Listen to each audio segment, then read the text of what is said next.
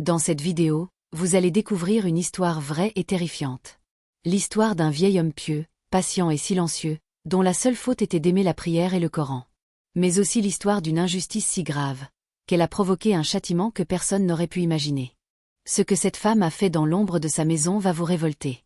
Et ce que Dieu a décidé à la fin de cette histoire, va vous glacer le sang. Signe avertissement, restez bien jusqu'à la fin de cette vidéo. Car la dernière scène est l'une des plus choquantes que vous entendrez aujourd'hui. C'est une leçon puissante, un avertissement pour tous ceux qui méprisent la prière, l'adoration et l'injustice envers les justes. Index revers pointant vers la droite blanc, installez-vous. Écoutez attentivement. Car cette histoire pourrait bien changer votre regard à jamais. Dans un village reculé, entouré de forêts épaisses et de terres modestes, vivait un vieil homme connu de tous pour sa droiture et sa piété. Les gens l'appelaient simplement le bûcheron, mais dans leur cœur, ils le considéraient comme un homme béni. Depuis son plus jeune âge, il avait été choisi par Dieu pour faire partie de ses serviteurs sincères. Sa langue ne se lassait jamais du rappel divin, et ses nuits étaient souvent illuminées par la prière et la récitation du Coran.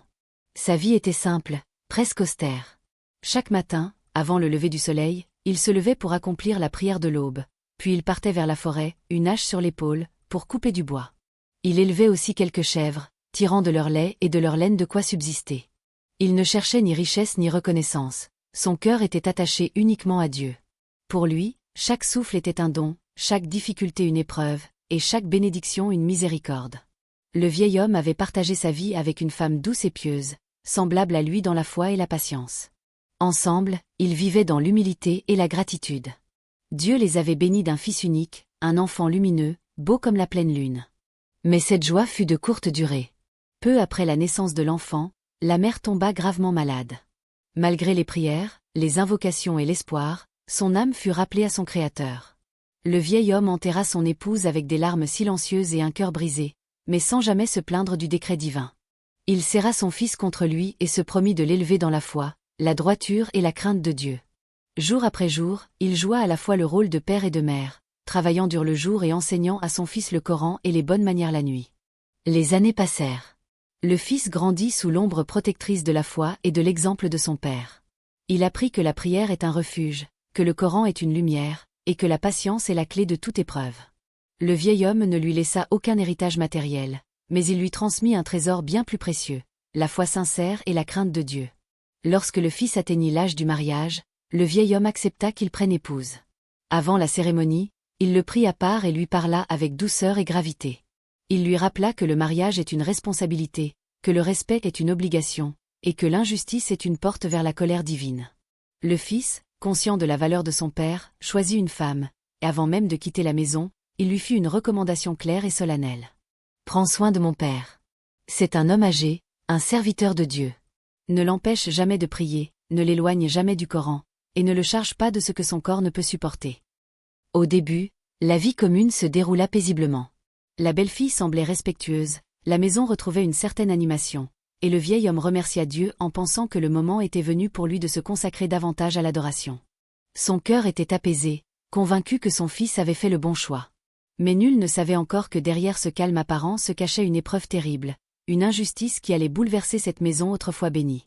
Le vieil homme ignorait que la tranquillité qu'il ressentait n'était que le silence avant la tempête, et que sa foi allait bientôt être mise à l'épreuve comme jamais auparavant. Les premiers jours après le mariage furent calmes, presque rassurants. La belle-fille accomplissait les tâches de la maison sans se plaindre, parlait peu, et affichait un visage respectueux devant son mari et son beau-père. Le vieil homme, soulagé, remercia Dieu. Il pensait que la maison avait retrouvé sa stabilité, et que son fils avait été guidé vers une épouse convenable. Convaincu que tout était désormais entre de bonnes mains, le vieil homme décida de consacrer davantage de temps à l'adoration. Il passait de longues heures en prière, récitant le Coran à voix basse, son chapelet glissant lentement entre ses doigts. C'était là sa seule richesse, son refuge, sa respiration. Mais peu à peu, des signes inquiétants apparurent. La belle-fille commença à se lever tard, à négliger la cuisine, puis à laisser la maison dans un désordre volontaire. Les repas se faisaient rares, les marmites restaient vides, et la poussière s'accumulait dans les coins. Sans un mot, le vieil homme se levait et accomplissait les tâches à sa place, par pudeur, par patience, et pour préserver la paix du foyer. Très vite, cela devint une habitude.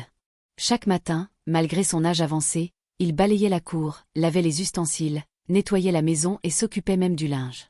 Son corps fatigué supportait mal cet excès de travail, mais il ne se plaignait jamais.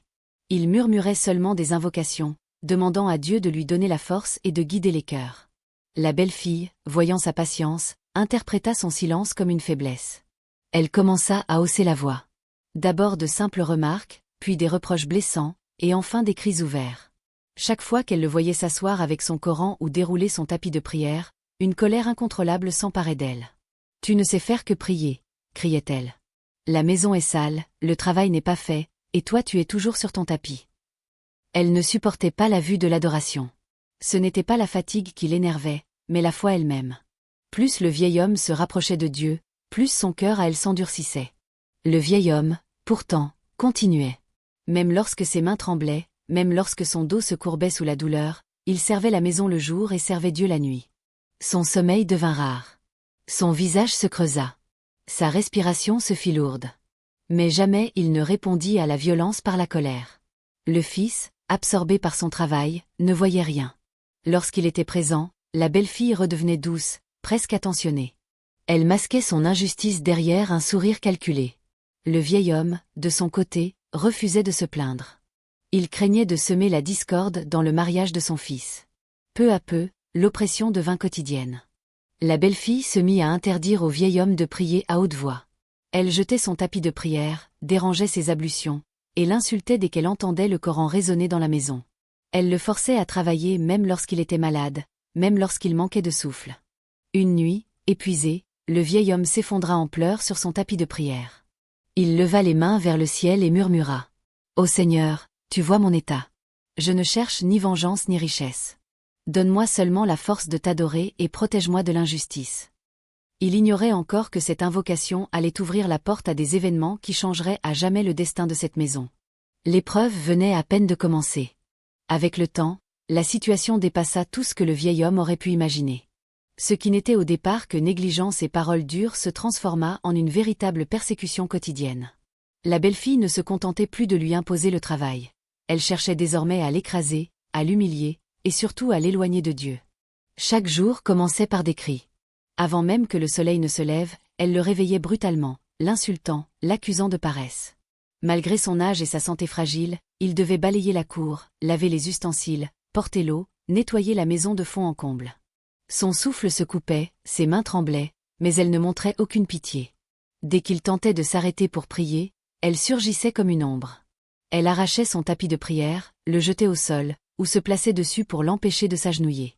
Parfois, elle le tirait par le bras avec violence, l'obligeant à reprendre le travail. « La prière ne te nourrit pas, » hurlait-elle. « Ici, tu travailles ou tu dégages. » Le vieil homme baissait la tête. Il n'avait plus la force de répondre. Il se contentait de murmurer le nom de Dieu entre deux souffles, cachant ses larmes pour que personne ne les voie. La nuit, lorsque la maison sombrait dans le silence, il priait en secret, assis sur le sol, comptant ses invocations sur ses doigts, de peur qu'on ne lui enlève même son chapelet. Le manque de sommeil et l'épuisement eurent raison de son corps. Un jour, alors qu'il lavait la vaisselle sous le soleil brûlant, ses mains lâchèrent les assiettes. Elles se brisèrent au sol. Pris de vertige, il s'effondra parmi les éclats. La belle-fille accourut, non pas pour l'aider, mais pour le frapper du pied, l'accusant de simuler. Lorsqu'à accent grave cet instant le fils entra dans la maison, elle changea immédiatement de visage. Elle se mit à pleurer, jurant qu'elle n'avait rien fait, accusant le vieil homme de s'imposer le travail de lui-même. Le fils, troublé, conduisit son père chez le guérisseur du village. Celui-ci constata son extrême faiblesse et recommanda repos et nourriture. Mais le vieil homme refusa de révéler la vérité. Il préféra endurer l'injustice plutôt que de briser le foyer de son fils. Le lendemain, dès que le fils quitta la maison, la persécution reprit de plus belle. La belle-fille le força à nettoyer pendant des heures, malgré sa toux, malgré ses vertiges. Quand il tenta de préparer un peu de thé pour calmer sa gorge, elle lui arracha le récipient des mains et le jeta à la poubelle. Brisé, le vieil homme se retira dans un coin et ouvrit son Coran. À peine avait-il commencé à réciter que la belle-fille le frappa avec un balai, encore et encore. Les larmes coulaient sur son visage, mais sa voix continuait, tremblante, récitant la parole divine. Cette nuit-là, il comprit que rester signifiait perdre sa foi.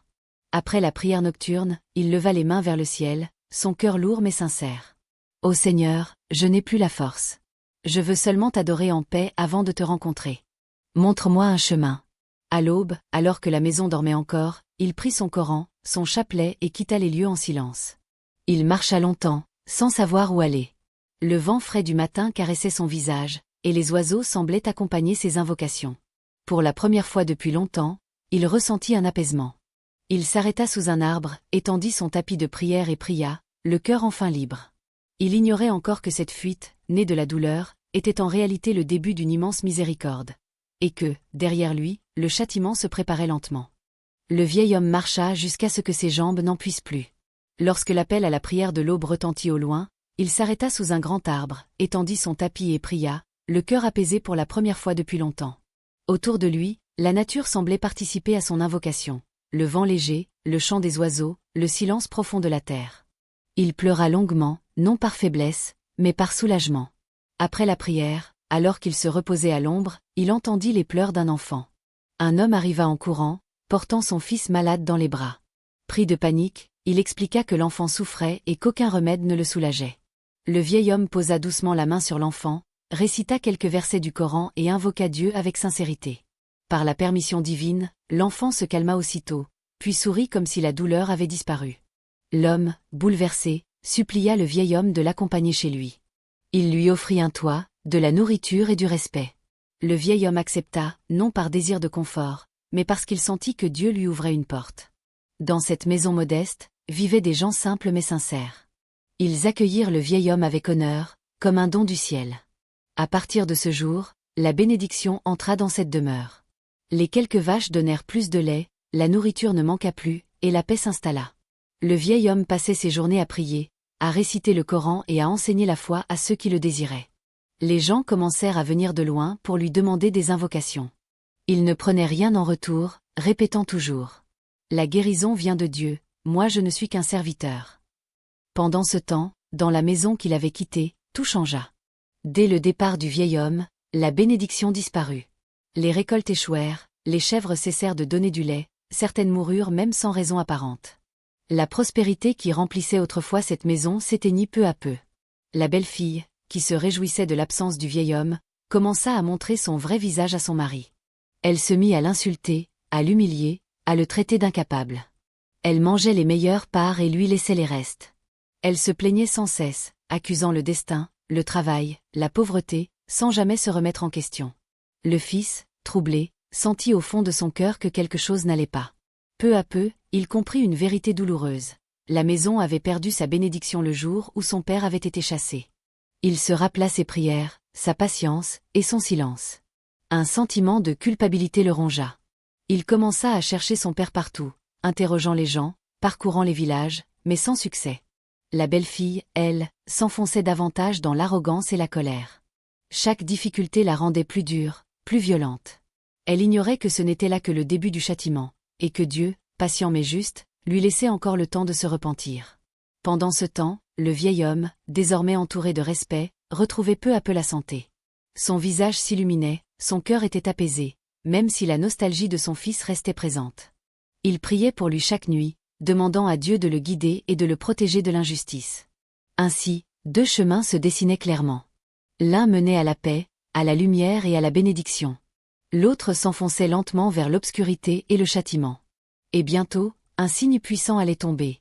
Un signe que personne dans le village n'oublierait jamais. Le temps passa, et avec lui la patience divine arriva à son terme. La belle-fille, loin de se repentir, s'enfonçait chaque jour davantage dans l'arrogance et la cruauté. La pauvreté s'était installée dans la maison, mais au lieu d'y voir un avertissement, elle ne faisait qu'accuser les autres, insultant son mari, maudissant le destin, et nourrissant une haine encore plus profonde envers la prière et le Coran. Un jour, alors que la maison était silencieuse, elle vit son beau-père, revenu brièvement rendre visite à son fils, assis dans un coin, le Coran ouvert entre les mains. À cette vue, son cœur se remplit d'une rage incontrôlable.